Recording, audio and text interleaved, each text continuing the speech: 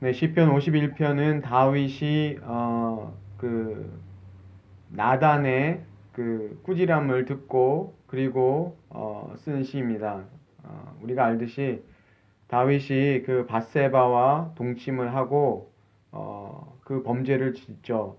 그런데 밧세바가 그것으로 인해서 임신을 하니까 그 남편 우리아를 그 전선에서 다시 불러서 그것을 감추려고 예, 그 우리아가 다시 자기 아내와 동침하게 만들어서 그래서 임신하는 것을 감추려고 그랬는데 오히려 우리아가 그렇게 하지 않잖아요. 그래서 자기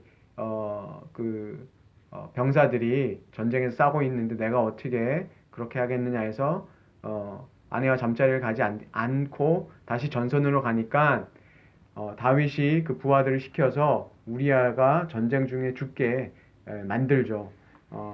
그게 다윗입니다.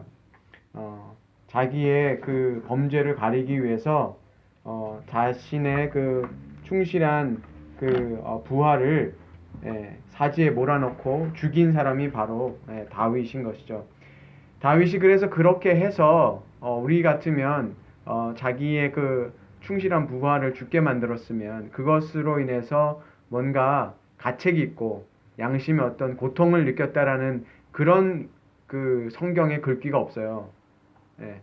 다윗이 나단에게 선지자 나단에게 이것을 지적받았을 때, 그러니까 하나님이 나단을 통해서 다윗의 죄를 지적하기 전까지는 다윗이 전혀 그것에 대해서 어떤 가책이라든지 어떤 그런 그 고통을 느꼈다 그런 것이 없습니다. 그게 다윗의 상태였다는 거죠. 어, 그래서 나단이 그 자신의 그 범죄를 지적했을 때 그때 다윗이 자기의 죄를 깨닫고 쓴 시가 시편 51편입니다.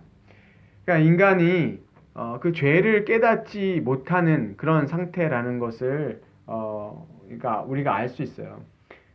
그래서 다윗이 자기의 그 범죄로 인해서 예, 자기의 죄를 깨닫게 되고 나서 자신의 그 상태를 깨닫게 된 거죠.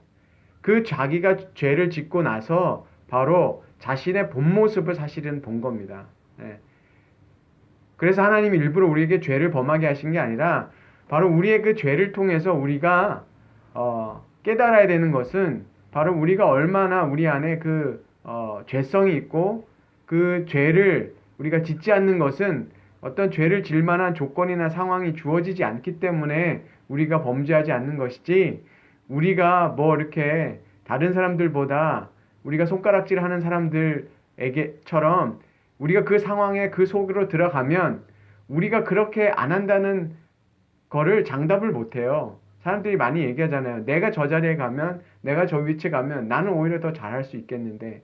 저도 그런 것들을 생각해 봤는데, 사실은 또, 어떤 자리에 가면 사람들이, 아, 저 사람은 변하지 않겠지. 하지만 안 변합니까? 다 그렇게 되더라고요. 그런 것을 저도 이제 젊었을 때부터 이렇게 지켜보면서, 아, 그것은 그 자리의 문제가 아니라 인간의 죄성의 문제라는 생각이 들어요. 그 죄성이 그 어떤 조건들이 주어지지 않았기 때문에 그 죄가 드러나지 않은 것뿐이지 그 상황과 조건이 딱 들어맞으면 우리도 늘 그 우리가 삿대질하고 욕하는 그 사람들처럼 할 수 있는 사람들이라는 것을 우리는 알아야 돼요. 다윗이 그 조건과 상황이 딱 이게 다윗이 이렇게 다른 여자를 부하의 아내를 취해서 이렇게 간음하는 그리고 그 죽이는 이 죄가 언제부터 있었을까요? 예, 원래 있었습니다. 다윗에게 원래 있었던 거예요. 예, 다윗이 목동이었을 때 그 전에 사울에게 쫓겨다닐 때 그때는 그런 조건이 안 주어지니까 이 짓을 못한 거예요. 사실은 사울에게 쫓겨다니고 그럴 때도 다윗에게는 이 죄성이 있었다라는 것을 우리가 알아야 됩니다. 그렇게 되면 우리가 한번 좀 이렇게 돌이켜 보면 좋겠어요. 이게 너무 잘 아는 시이지만 우리가 구원을 받았을 때 우리가 그런 생각을 해요. 우리가 하나님께 그 죄사함을 받고 구원을 받았을 때 우리가 자칫 어떻게 생각하면 우리가 하나님 앞에서 그렇게 거룩하게 살려고 하고 그렇기 때문에 하나님이 우리를 구원하셨다. 뭔가 우리 안에 내가 그때 회개하고 참 이제는 새로운 사람이 되었으니까 나는 이제 더 이상 죄를 안 질 것 같은 그런 생각이 들지만 그리고 근데 우리가 기억해야 될 것은 어떤 죄를 범하고 이렇게 시간이 지나서 생각해 보니까 그때도 하나님이 우리의 죄된 죄성을 가지고 있는 모습을 알고도 우리를 구원해 주셨다는 것을 우리가 잊지 말았으면 좋겠어요. 이해가 되세요? 우리가 어떤 죄를 범죄했다는 것을 저희가 정당화하는 게 아니라 우리가 어떤 죄를 범하는 것은 그것이 어떤 그 순간 때문에 어떤 그 뒤에 생긴 것이 아니라 그게 우리의 모습이라는 것을 우리가 알아야 돼요. 뭐 놀랄 것도 없어요. 원래 우리가 그런 인간이에요. 그렇기 때문에 그것을 아시고 우리를 구원하실 때 그런 죄성을 가진 인간임에도 불구하고 하나님이 우리를 구해 주셨다라는 게 그게 복음입니다. 예. 우리는 어떤 상황이 주어져서 내가 이런 인간이구나 깨달아서 그렇게 통회하지만 사실은 주님이 우리를 구하셨을 때는 이미 우리 안에 그런 범죄를 저지를 수 있는 죄인인 것을 아시고도 주님이 우리를 구원하셨다라는 게 그게 복음이에요. 마치 우리는 어떤 때 우리가 범죄하면 이런 생각을 하죠. 내가 재수가 없고 내가 좀 이렇게 다른 어떤 환경 때문에 다른 사람 때문에 내가 이런 죄를 범했구나라고 생각을 하는데 이미 우리 안에는 그런 범죄를 저지를 수 있는 잠재성인 죄인이었어요. 이미 그것을 가지고 있었다는 거죠. 그래서 다윗이 이 밧세바를 범하고 우리아를 죽인 그 살인죄를 저지르고 나서 다윗이 자신의 본 모습을 깨달은 거죠. 그러니까 거기에는 두 양면이 있어요. 이 범죄를 통해서 다윗이 자신의 그 본 모습을 발견했다는데 또 하나님의 은혜가 거기에 있는 거죠. 그래서 다윗이 뭐라고 합니까? 자기에게 하나님의 그 인자하심으로 그리고 자신의 그 하나님의 그 긍휼을 따라서 저를 용서해 주십시오라고 기도합니다. 우리가 용서를 구하고 하나님께 자비를 받아야 죄를 용서받을 수 있는 것은 하나님의 자비하심 밖에는 없어요. 우리가 뭔가 잘했다라는 것을 내놓고 하나님 앞에 용서를 받을 수 있는 사람은 없어요. 이전에 히스기야가 하나님 앞에 자기가 죽을 병을 걸리고 기도할 때 그 모습에 뭐라고 하냐면 자기가 한 것에 대해서 기억해 주십시오 하는데 하나님이 뭐라고 하셨어요? 내가 내 눈물을 보았다고 그러셨죠. 그러니까 히스기야 왕이 잘했던 것 때문에 하나님이 그의 기도를 들어주신 게 아니라 네가 하나님 앞에 그 겸손해진 것을 보고 하나님께서 그의 병을 치료해 주시는 것처럼 다윗이 깨달은 게 뭐야? 하나님의 긍휼과 자비로 나를 용서해 주십시오라고 기도합니다. 그리고 3절에 나는 내 죄가를 아우며 내 죄가 항상 내 앞에 있나이다. 이걸 알았다는 거예요. 자기가 죄 짓고 나니까 다윗이 뭘 깨달았냐면 자기가 왕이고 기름 부은 자고 그렇게 왕으로 이렇게 있어서 대단한 것 같고 거룩한 것 같지만 뭘 알았다는 거예요? 자기 죄가 늘 자기 앞에 있는 이게 현재 상태예요. 죄인이구나라는 것을 깨달았다는 거예요. 그래서 자기 그 죄가 항상 자기 앞에 있다라고 얘기하고 있죠. 4절에 내가 주께만 범죄하여 주의 목전에 악을 행하였으며 이렇게 얘기하고 있는데 그러면 다윗이 내가 하나님에게만 범죄했습니다 라고 얘기하면 그러면 밧세바나 우리에게 범죄했다는 건 그건 죄가 아니라는 얘기예요. 그걸 잘 생각해 봐야 돼요. 그런데 이 뜻을 보면 이게 무슨 뜻이냐면 바로 이웃에게 범죄한 것도 누구에게 죄를 지은 거예요? 결국은 하나님께 죄를 지었다라는 거죠. 그 우리아를 죽게 했던 그 죄가 아니란 얘기가 아니라 다윗이 그 범죄한 것, 이웃을 죽인 죄, 이웃을 해한 죄도 바로 그것이 누구에게 죄를 범한 거냐면 그것이 하나님께 범죄했다라는 그 뜻이에요. 무엇보다도 이런 표현이 더 맞죠. 내가 이웃에게 범죄하였습니다. 그러나 무엇보다도 하나님께 범죄했습니다. 라고 해석하는 게 맞아요. 그래서 다윗이 지금 그 얘기를 하는 거죠. 자기가 그래서 성경에 보면 하나님께서 예수님께서도 그랬잖아요. 너희 이웃에게 한 것이 나에게 한 것이라 했잖아요. 그게 선한 일도 적용이 되지만 악한 일도 똑같아요. 주님이 이웃에게 선을 베푼 것을 누구에게 한 거라고 했어요? 주님에게 한 것이라고 얘기하셨잖아요. 그리고 반대로 그 악도요. 우리가 이웃에게 범죄한 것도 누구에게 범죄한 거예요? 하나님께 범죄한 거라고 성경은 말하고 있는 겁니다. 두 가지 다예요. 우리가 이웃에게 선을 베푸는 게 우리가 하나님께 뭔가를 바치는 거, 하나님께 잘하는 거, 예배 잘하는 거, 그것만이 예배와 그 하나님을 섬기는 게 아니라 이웃을 섬기고 이웃에게 선을 베풀고 하는 것이 곧 하나님께 행하는 것이고 이웃에게 범죄하는 것이 곧 하나님께 범죄하는 것을 우리가 알게 됩니다. 그래서 6절에 보소서 주께서는 중심이 진실하심을 원하시오니 내게 이 지혜를 은밀히 가르치시니이다. 이렇게 얘기하고 있는데 이 말이 뭐냐면요.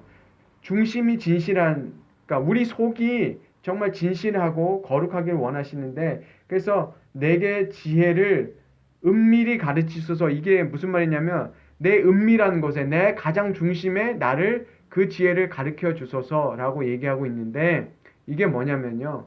다윗이 자기가 죄가 나단이 가르쳐 줄 때까지는 자기가 몰랐다는 거예요. 그거를 꽁꽁 숨겨놓고 그걸 숨겨놓은 정도가 아니라 그냥 그게 죄라고 생각도 안 하고 뭐 회개하거나 금식하거나 이런 거 없었다는 거예요. 그러니까 다윗이 뭐가 깨달았냐면 자기의 가장 그 중심에 은밀한 곳에 그 지혜가 있어야 된다는 거죠. 지혜, 어떤 거냐면 사실은 지혜라는 건 하나님을 두려워하는 게 있어야 된다는 거죠. 우리가 어떻게 거룩하게 될 수 있냐면 우리의 가장 중심에 하나님을 인식하고 사는 것이죠. 그게 있어야만, 그래서 그 얘기하잖아요. 아무도 보지 않는 곳에서 내 모습이 바로 나의 참 모습이다. 이런 얘기하잖아요. 우리가 누가 보고 있을 때 우리가 어떤 거룩하고 우리가 어떤 다른 사람들의 눈이 있을 때 우리는 어떤 죄를 짓지 않고 우리가 도덕적으로 살려고 하지만 궁극적으로 그것이 중요한 게 아니라 아무도 없을 때 정말 내가 내 자신을 대할 때 내가 정말 거룩한가, 그것이 그때 그 모습이 바로 우리의 본 모습이라는 것이죠. 그래서 바로 자신의 그 가장 은밀한 그곳에 바로 하나님의 법이 있을 때 우리는 정말 하나님의 거룩한 사람이죠.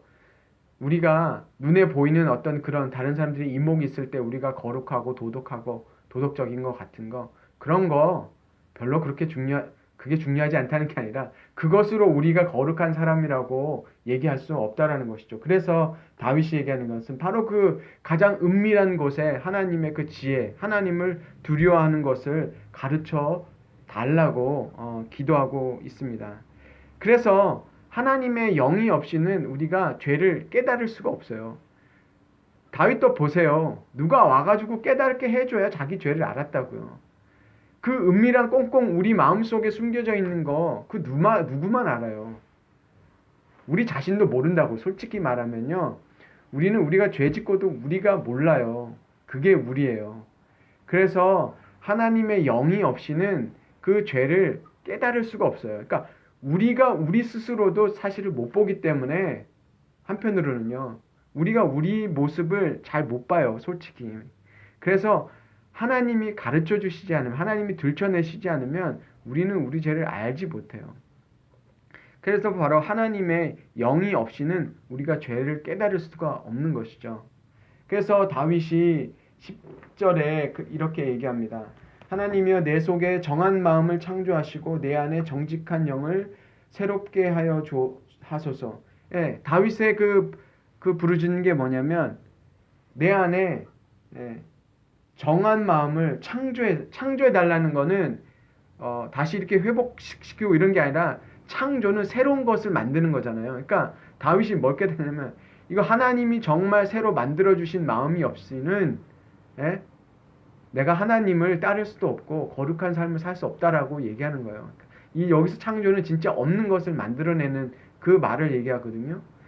그렇기 때문에 우리에게는 정말 새 마음이 필요한 거예요. 그래서 에스겔서 36장에 하나님께서 이스라엘을 그 회복시키실 때 약속하신 게 바로 그 말씀이에요. 뭐냐면 또 내 새 영을 너희 속에 두어 새 마음을 너에게 주되 너희 육신에서 굳은 마음을 제거하고 부드러운 마음을 줄 것이며, 이렇게 약속하신 이유가 이 다윗의 이 기도 속에 사실은 다윗만 그런 게 아니라 우리 모두가 그런 상태이기 때문에 하나님이 이스라엘을 회복시키실 때 뭐라고 말씀하시는, 바로 이 말씀하신 거예요. 우리 안에 새 영을 주어서, 내 영, 하나님의 영을 주어서 우리에게 그 새 마음을 주시겠다라고 약속하신 거죠. 그게 바로 우리에게 그 성령이 오실 때 그게 가능한 것이죠.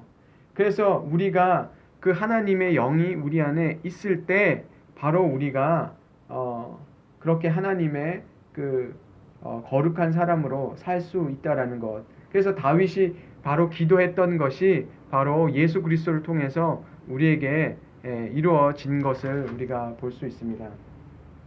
다윗이 그 범죄하고 나서 어떤 제사를 지내고 그런 것으로 자기 속죄를 얘기하지 않고 16절에 보면 뭐라고 얘기하냐면